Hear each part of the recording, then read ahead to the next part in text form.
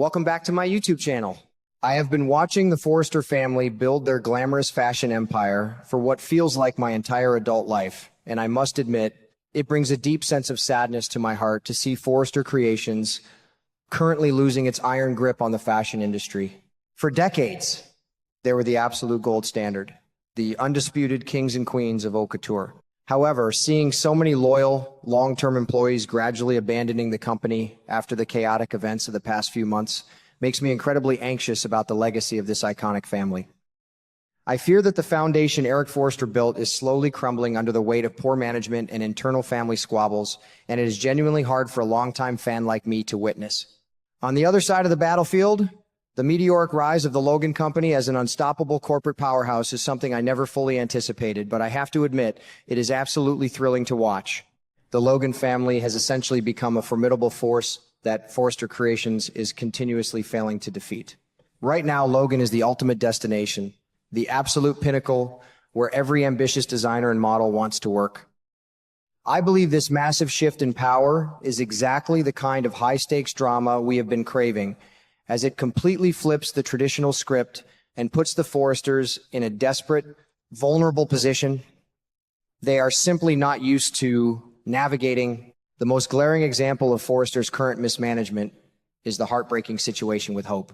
It was incredibly painful for me to watch Hope finally pack up her life and leave Forrester Creations to take a prominent position at Logan. She was continuously sidelined and marginalized in her own business endeavors by the very family that was supposed to support her. I completely understand her motivation to walk away, as no one deserves to have their creative vision stifled. I predict that Hope is going to thrive at Logan, proving to everyone at Forrester that they made a colossal, unforgivable mistake by not valuing her immense talent and dedication to her brand. Now, in the wake of Hope's departure, RJ Forrester is scrambling, and his desperate plan to use Electra Forrester as the brand new face of the Hope for the Future line is a disaster waiting to happen. I look at RJ and I just shake my head, wondering how he could possibly think this is a smart business move. While Forrester undeniably still owns the brand on paper, trying to replace the very soul of the line with someone else feels entirely wrong.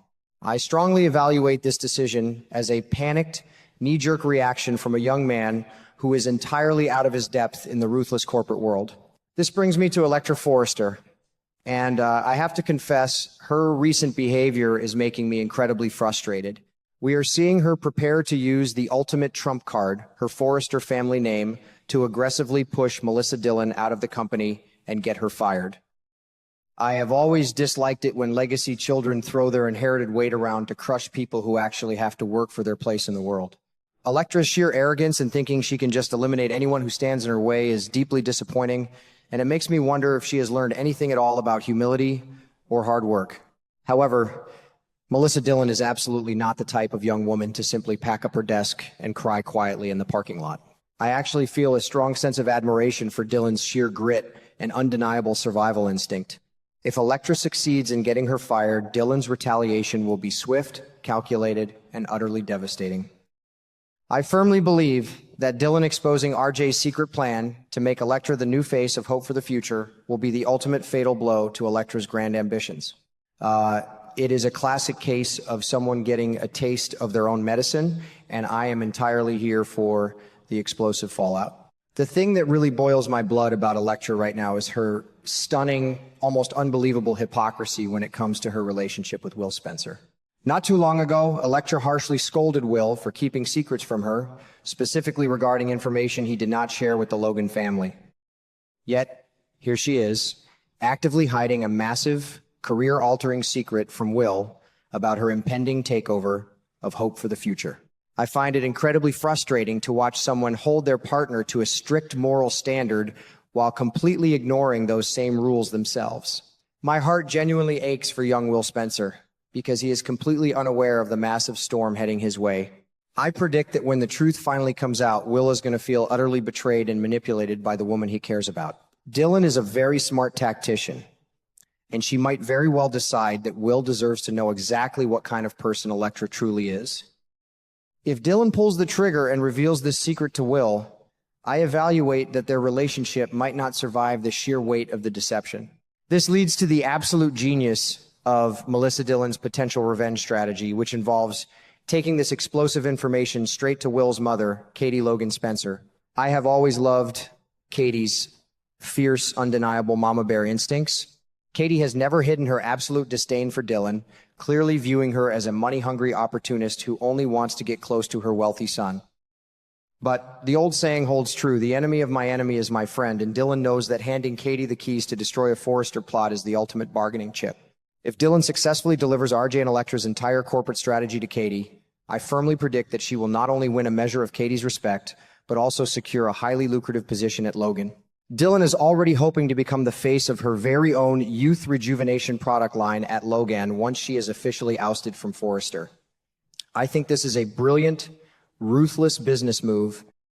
What better way for Logan to completely crush Forrester Creations than by launching a direct, highly competitive youth line that completely overshadows whatever RJ and Electra are trying to build? Of course, we simply cannot talk about Katie making massive power plays and launching new product lines without discussing the impending, terrifying wrath of her sister, Brooke Logan Spencer. I always feel a deep sense of anxiety whenever Brooke and Katie find themselves on opposite sides of a business venture.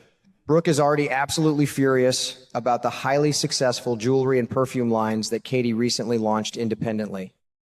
I evaluate that Brooke's need to be the absolute center of the Logan universe is going to cause a massive, heartbreaking rift between the sisters once again.